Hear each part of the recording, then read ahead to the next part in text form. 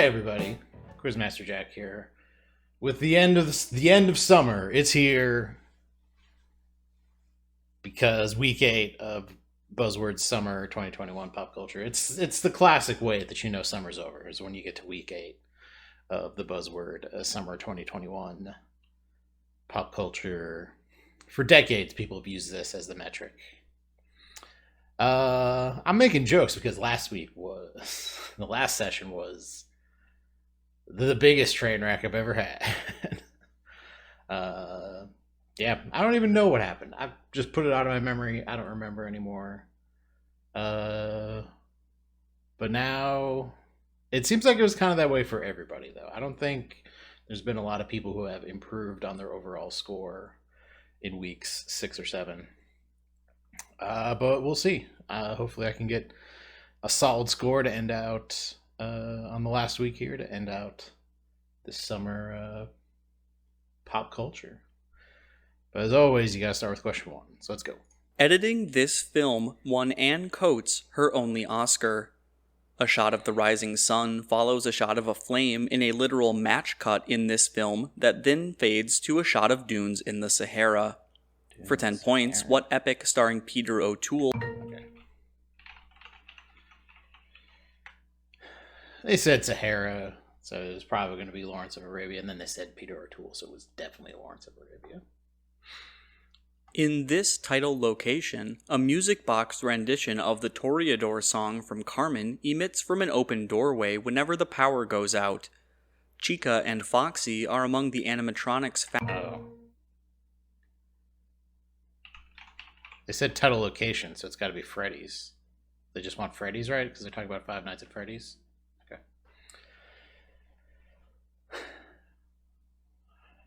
I've never played, but it's hard to be into video games in this day and age and not at least heard about Five Nights at Freddy's.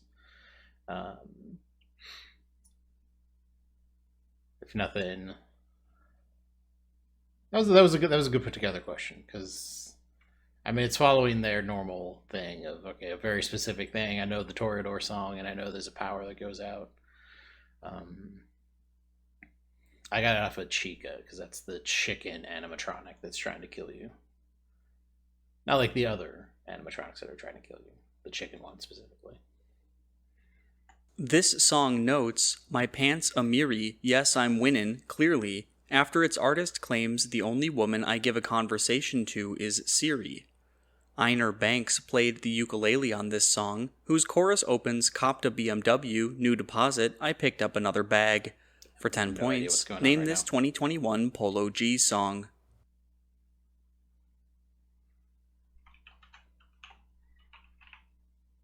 I have no idea. Sure.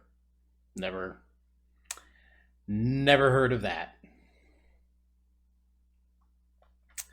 Isn't Rapstar the dinosaur from Rugrats?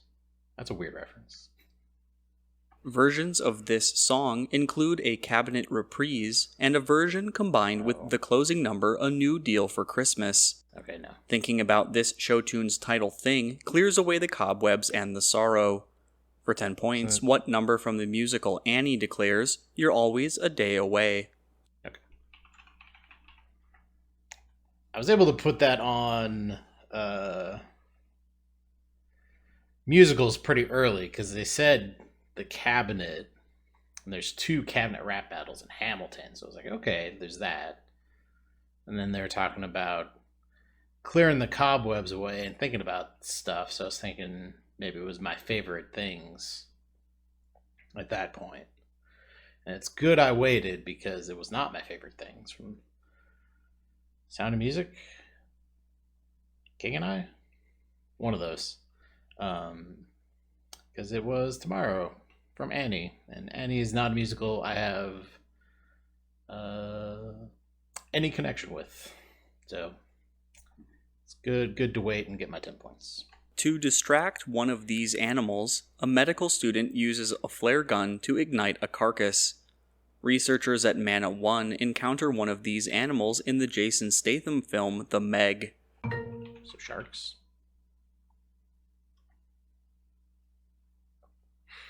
So So was that first clue? That first clue must have been about Jaws.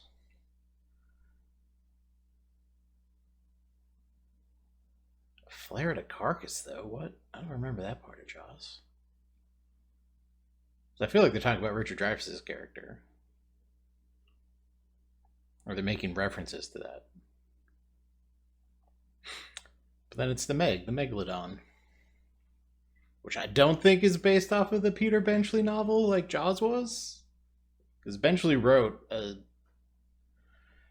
continuing with the shark theme, he also wrote a novel called Meg, after the Megalodon. But I don't think the Jason Statham, Rainn Wilson classic had anything to do with that. In this character's first appearance, he defeats the TechBot army of Dr. Proton. He fights mutated LAPD pig cops in...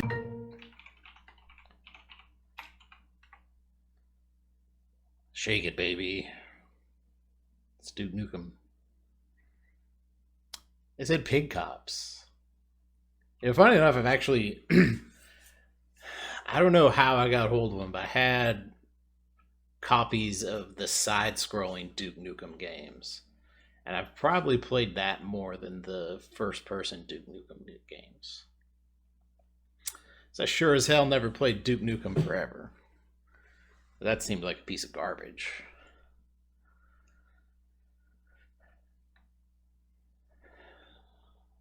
Those cops are going to pay for what they did to my ride.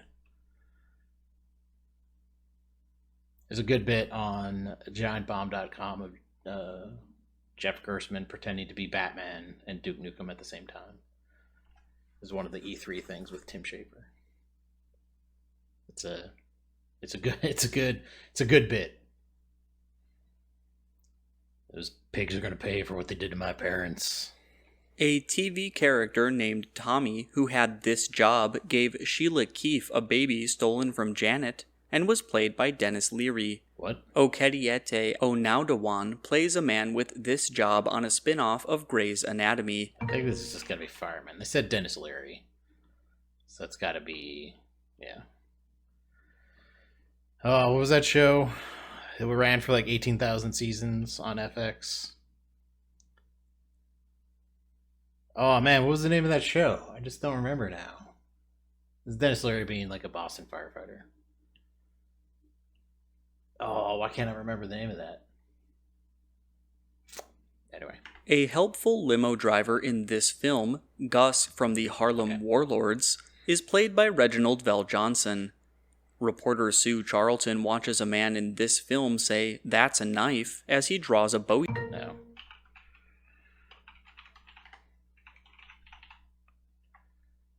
You call that a knife? That's a knife. That's a spoon. See, you've played Knife Spoony before. My flawless Australian accent. Yeah, Crocodile Dundee. I was waiting for him to say, oh crap, what's the name of the limo driver in Die Hard? It's not like velvet. It's some sort of like fabric. But they said a name that was not the limo driver in Die Hard. And then but they did say Reginald Vell Johnson, who is in Die Hard, but he was not the limo driver in Die Hard. Oh yeah, and then you talk about the knife show off. It's gonna be Crocodile Dundee. Paul Hogan. Did Paul Hogan die last year?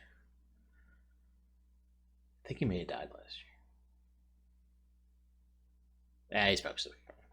This city was at the northern terminus of the Short Fast Line, which crossed over Great Egg Harbor Bay. It is north of Margate and Ventnor cities, whose names are combined to form the name Marvin Gardens. Monopoly is... That was a weird, like, kind of pop culture way to get to Atlantic City.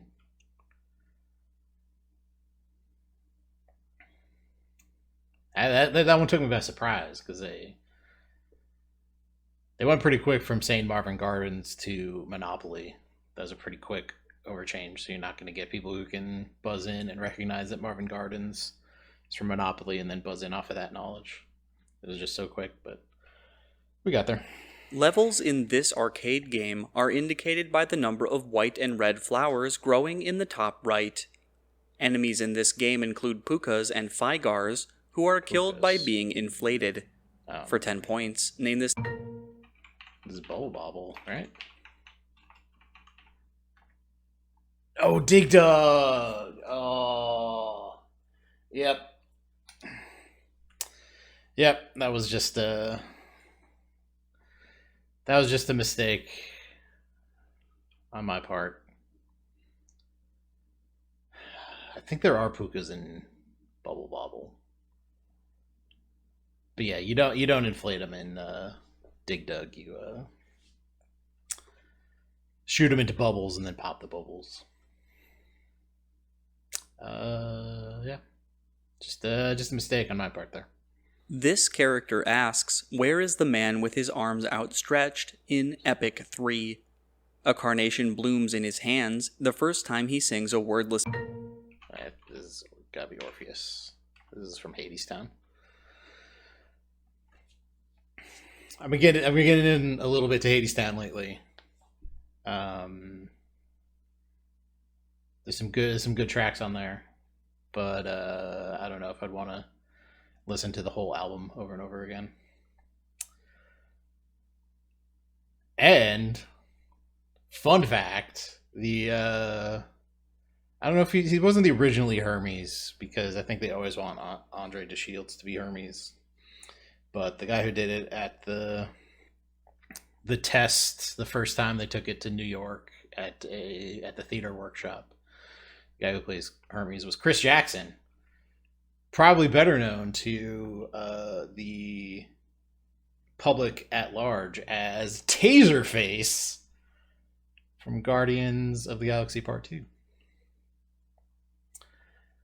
So yeah, when they said Epic 3, I knew it was Hadestown. I just needed a little bit more to make sure which character it was. But yeah, that was a good question. Part of this series is set at Valentine Farm, an Indiana winery that shelters Royal. Ridgway pursues the fugitive Cora on this Amazon Prime series, which Barry Jenkins adapted from a Colson Whitehead novel. For 10 points, name this show in which former slaves ride to freedom on trains. I think this is just called Underground Railroad. Yeah. I had a vague knowing that there was a series called The Underground Railroad. I just wasn't confident enough to throw that up early in the question. I was sitting a little bit on like Handmaid's Tale, because I don't think there's been a Handmaid's Tale question so far in this summer competition. So just wanted to wait it out. The events of this film are caused by Dr. Alice Crippen's attempt to cure cancer. A mannequin called Fred in this film is used by the Darkseiders to trap Robert Neville. For 10. I Am Legend. This is Robert Neville, main character of I Am Legend. They already had a shark movie question, but I was kind of sitting on Deep Blue Sea when they talked about a female scientist trying to cure cancer. Although actually I think she's trying to cure Alzheimer's in Deep Blue Sea with the smart sharks. But yeah, Robert Neville, I Am Legend. In a 2014 song by this man, he vows, "Enemigo never drown me." He recalls a time when our pride was low, looking at the world like where do we go, in a song whose chorus was often chanted at BLM protests. For 10 points, I and All Right are from what rapper's album To Pimp a Butterfly? I actually don't. I have no idea. Hey, got there. I didn't think there was a Kendrick Lamar question yet. So that was turned out to be a good guess on my part. Yeah, the only Kendrick Lamar album I know offhand is Damn, which I believe won a Pulitzer. Love interests on this TV show included Cole Turner, who was possessed by the source of all evil, and Leo Wyatt, a white lighter. Its heroines wielded the power of 3. After Shannon Is Charmed. Power of 3, gotta be Charmed. They always had the three sisters. I think they were sisters. And they're just talking about like Shannon Doherty left the show and then they got somebody else. And I think they made her a half sister, like not a full sister. I don't know much about Charmed, but Magic Ladies and 3 get you there pretty easy. Kidnappings committed by Havoc were wrongly blamed on this heroic group by Byrne Thompson, the head of Channel 6. This group banished the Technodrome to Dimension X. No, they said Technodrome, so it's the Teenage Mutant Ninja Turtles.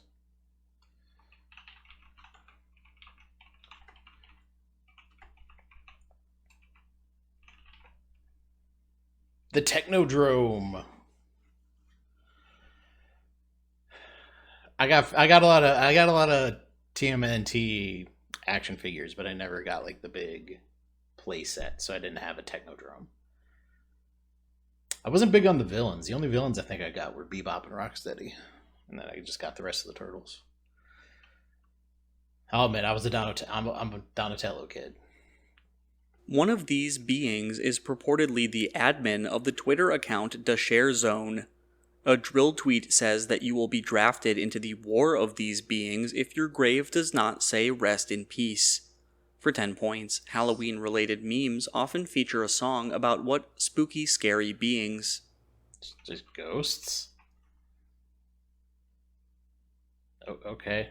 I don't really know what that question was about. It was just internet memes about skeletons, I guess? Sure. That was weird. This film's protagonist claims happy people don't just shoot their husbands, after noting exercise gives you endorphins. In this film, Chutney is asked on the stand why she took a shower after getting a perm. For 10 points, what 2001 comedy stars Reese Witherspoon? Okay. Legally Blonde.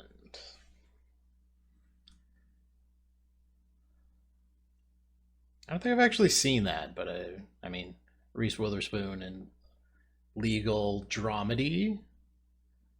Nah, it's probably just straight up comedy. You wouldn't call that there's not a lot of drama in there, I don't think. I say after I said I've never seen it. This game's protagonist is told, "You're not a moth, you're an angel," by the artist Sander Cohen. They said Sander Cohen. So it's BioShock. I like BioShock a lot. That's a good game. Infinite's pretty good too. Although I've never gone back to really play. I played through the first BioShock a couple of times. Sander Cohen is the crazed artist in God, what's the name of the town? Is it Rapture? Is Rapture the underwater town? It starts with an R. Does it start with an R? It's been a while, but you remember Sander Cohen. It's crazy. Wore a bunny mask. It's the best villain in the game. A Scottish electronic band named for this country released the album Music Has the Right to Children. A prog rock band from this country included the late drummer Neil Peart, who co-wrote the song Tom Sawyer. It's just Canada.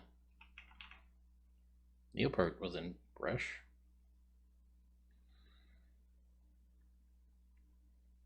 There's a Scottish group named after Canada? What? I can't even think of the name of that group.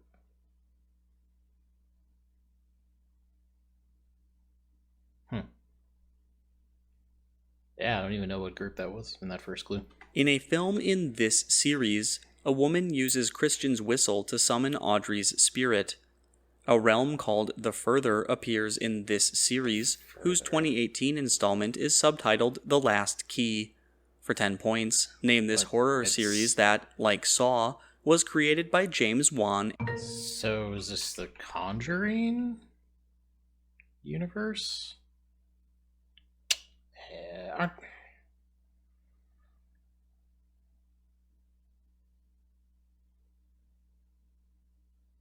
I thought those were connected somehow. Oh yeah, Conjuring isn't. No, they're not connected.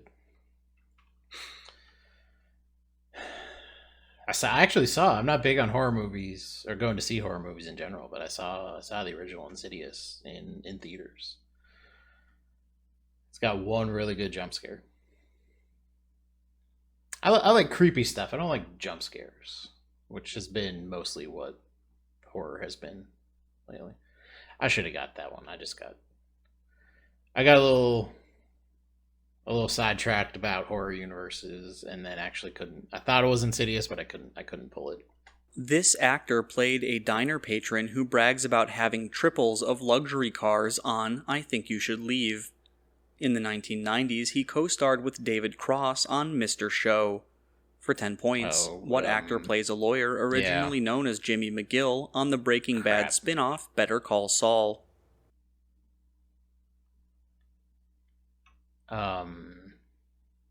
Crap. Nah, I'm not gonna. I'm just stuck. Oh, this is bad. This is just a bad one. This is bad. Bob Odenkirk, yeah. Ugh. He just like had a stroke. That was in the news, and I just completely biffed that one. Just couldn't find it. Couldn't find it in my head.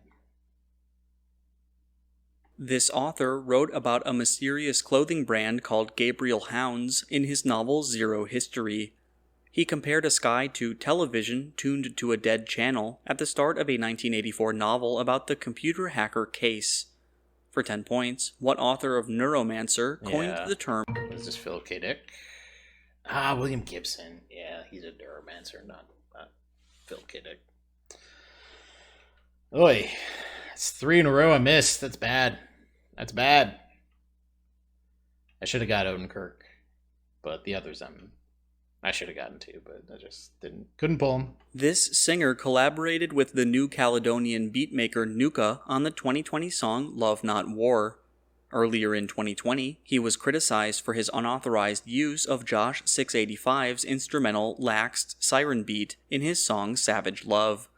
For 10 points, name this singer of trumpets and Ridin' Solo.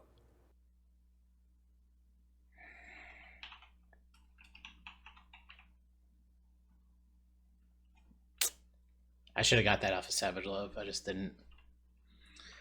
Not much for me in that one. Not much for me to latch onto in that question either. A conversation on this series about burial plots in Florida occurs at a hair salon in the Catskills. The mathematician Abe is played by Tony Shalhoub on this streaming series. For 10 points, what show stars Rachel Brosnahan as the title Jewish... Okay.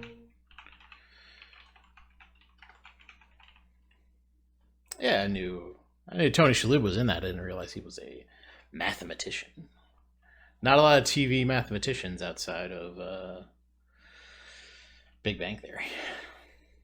This is the minimum number of provided clues in a unique, solvable Sudoku and the length of the longest possible words in Boggle. In Casino Blackjack, dealers hit until their hand has at least this value.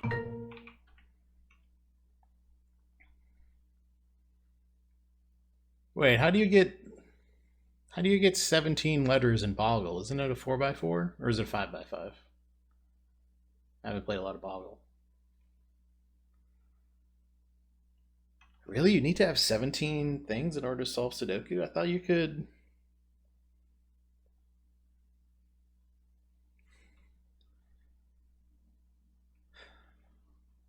I thought it was lower than that. I guess for unique solves. That must be 17. This title character of a Telltale game subtitled The Enemy Within. Ah, crap. Is Batman Enemy Within? Oh, I think I messed up. Oh, it was Batman. Whew. Whew. Whew. There's so many Telltale games based on properties, but not a lot of title characters. I think Batman may be the actually only title character with for a Telltale game. It's like Back to the Future doesn't, Walking Dead isn't, Fables isn't, Game of Thrones isn't, Borderlands isn't. Yeah, I think it's just Batman. So I doubted myself, but it worked out. This film character is named after the deceased daughter of the scientist Dyson Edo. This character, who plays motorball in a post... So I think this is Alita from Alita Battle Angel. So yeah, a vaguely Asian name of the scientist, and then that motorball thing I remember from some sort of rollerball-like thing from the trailers. This band's bassist, Benjamin Orr, sang lead on a ballad that asks such questions as, "Who's gonna tell you when it's too late?" Another of their hits begins, "I don't mind you coming here and wasting all my time." For 10 points, Rick Ocasek led what band? Yeah, it's the Cars. I don't mind you coming here. And just what I needed. That's the name of the song. This game first appeared in a novel partly titled For the Mind Harp of Sharu. Tables featuring an interference field are used to play this game, which can be won with the unbeatable Idiot's Array. Han Solo won the Millennium Falcon by playing, for 10 points, what card game from Star Wars? Yeah.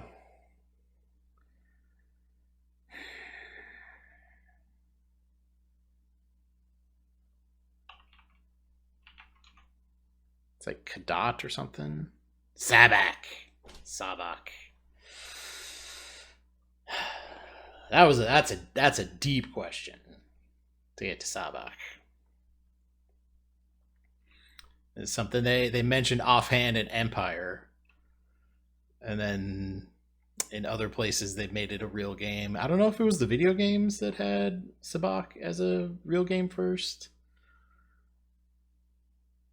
I know they mentioned I guess the novels in the EU did.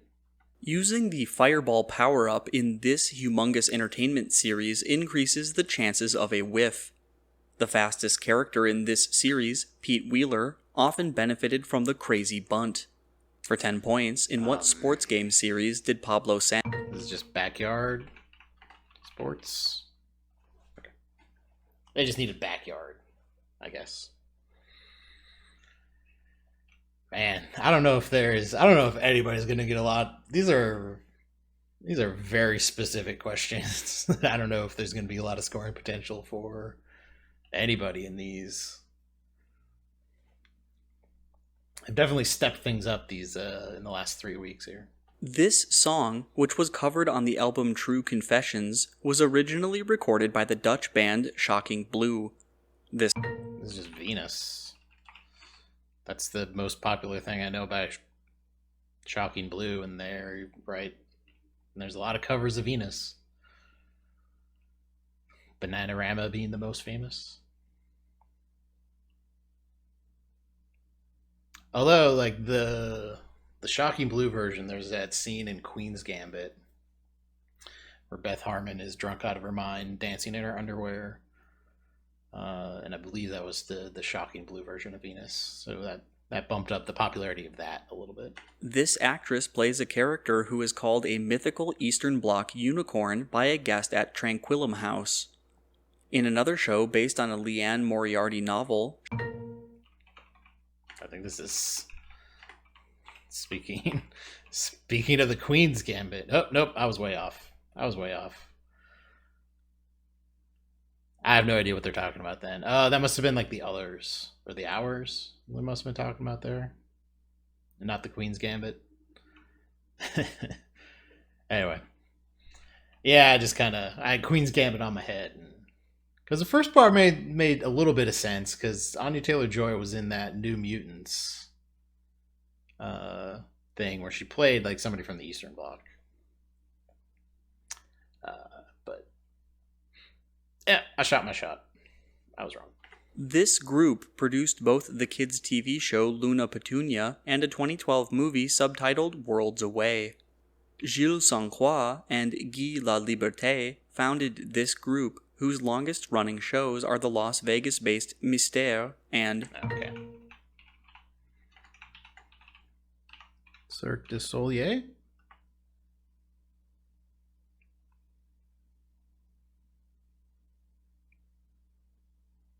All right, so I just inverted the E and the I. They'll give me that one. I was on Aardman Studios for a while because I thought maybe like the first animated thing they were talking about may have been some claymation stuff. But no, it's just Cirque du Soleil. This character, who is often interrupted during naps by Elmo Tuttle, was originally a rich heir who was disowned for marrying a flapper. This employee of J.C. Dithers is fond of eating towering sandwiches. For 10 points. What, Dagwood? All right.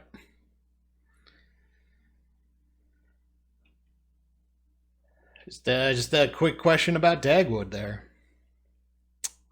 From the comic strip Blondie. All right, the correct answer is a common English word, not the name of a specific vehicle. Interesting. In a film named for one of these vehicles, a girl is saved from snipers by singing Aloha Oe. Curtis Everett, played by Chris Evans, leads a revolt of lower-class... So it's a train, because they're talking about Chris Evans leading a revolt. It's going to be a Snowpiercer.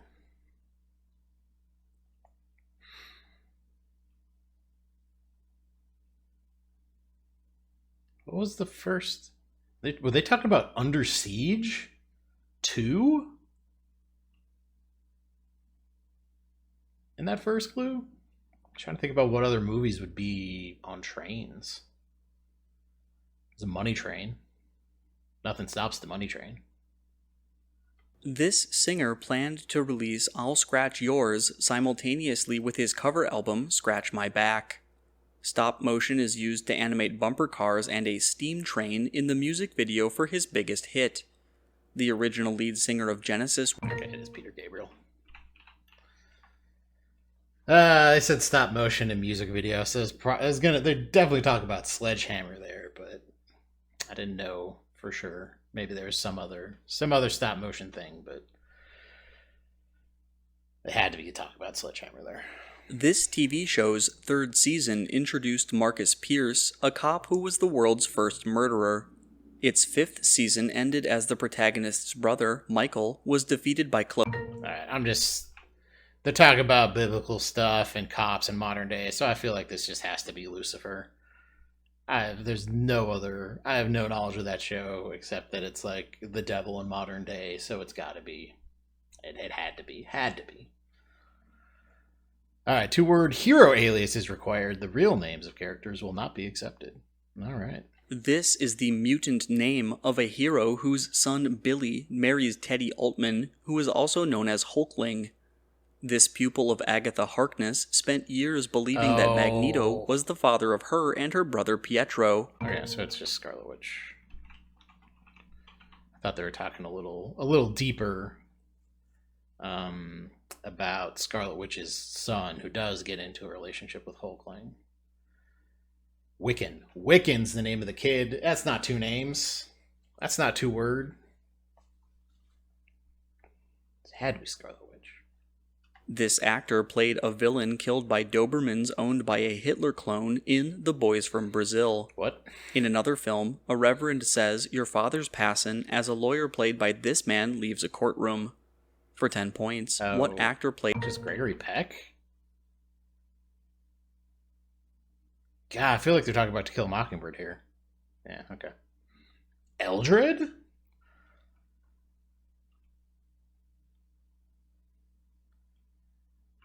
He was in The Boys from Brazil? I mean, I haven't seen it, but I didn't realize that.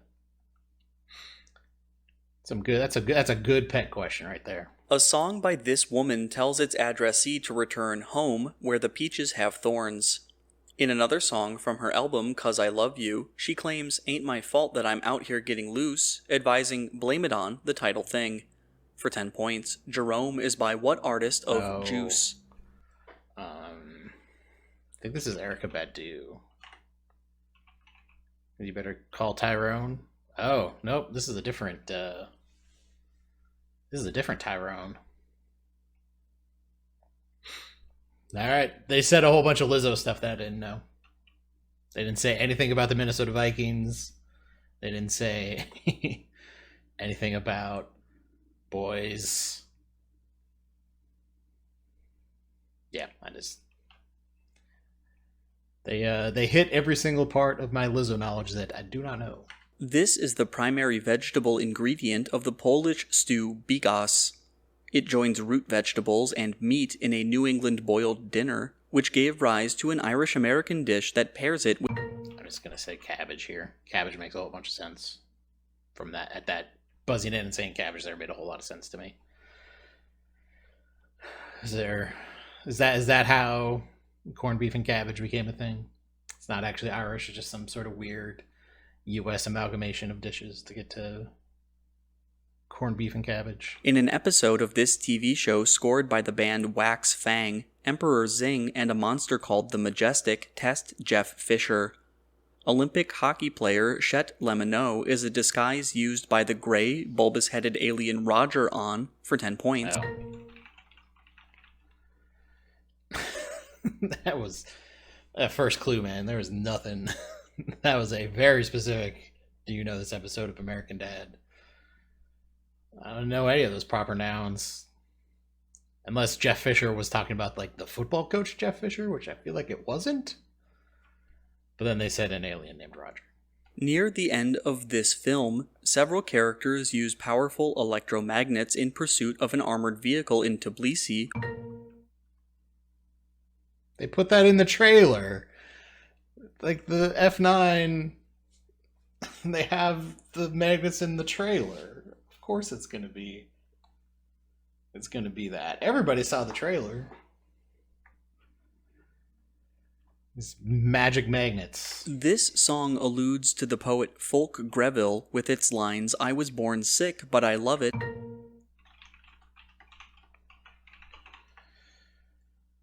I was born sick, but I love it. Command me to be well.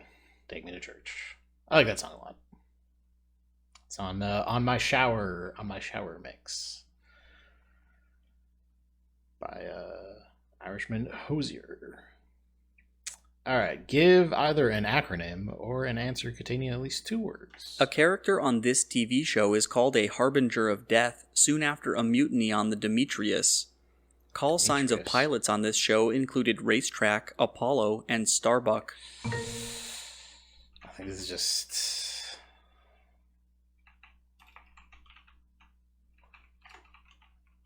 Starbuck was on Battlestar Galactica, right?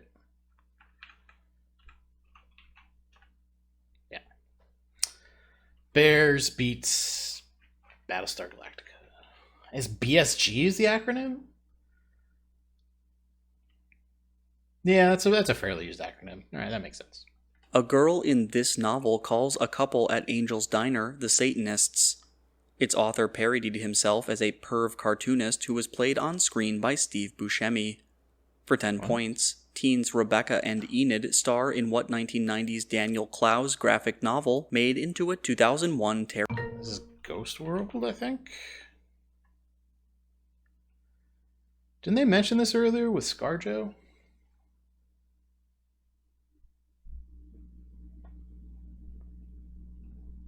Or Kate Winslet? I feel like they mentioned Ghost World earlier this, like 2 weeks ago? In competition 8? Or week 8? Or week 6, I mean? I feel like I mentioned that. A song by this man says, "When tears come down like falling rain, you'll toss around and call my name." He asks, did you ever see a robin weep in what Elvis called the saddest song he'd ever heard? For 10 points, what country artist sang Your Cheatin' Heart and I'm So Lonesome I Could Cry? I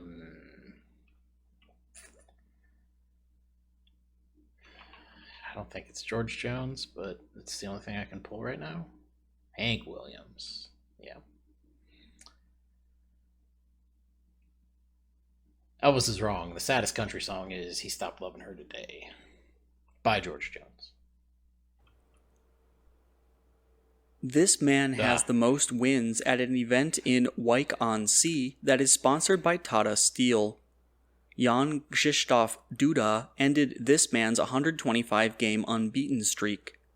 Sergei Karjakin, Fabiano Caruana, and Viswanathan Anand have all lost challenges to for 10 points. What Norwegian world chess champion? Okay. It's Magnus Carlsen. They put a pause on that. It freaked me out. They listed a whole bunch of names, but I was pretty sure it was Magnus Carlsen the whole time. I actually took the time to pull the name because I was like, no, it's the Norwegian chess dude. It's the only thing they would be talking about in terms of like competitions between real people in this one would be chess. And it just took me a while to get to Carlsen. Characters on this show celebrate Katie Holmes' Day in Toledo. This show's protagonist tries to get revenge on his rival Miles with the help of students in his classroom. For 10 points, on what sitcom does Glenn Howard... Is AP Bio? That's the one with the guy from It's Always Sunny? Yeah, alright. Yep, 528's not going to improve my overall score. I had that string where I dropped 4 in a row. That was not going to help me. Oh, just tougher. They amped up the difficulty in these last 3 weeks and make you earn that extra bump to your overall score. But yeah, I had some good questions in there. I think I could get best buzz off of that Batman one. I don't know if I have a lot of hope on any of the other questions, and I dropped a video game question with the Dig Dug one. So that puts me on dropping 3 video game questions in the whole, like 3 out of 40 out of this whole thing.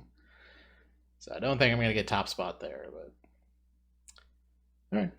That was the entirety of the summer 2021 pop culture. I feel like they could have evened things out a little bit. Because I don't think it was just me these last 3 weeks. Everybody's scores were bad the last 3 weeks. But still, a lot of fun to play. Looking forward to the next thing that Buzzword puts together. Thanks.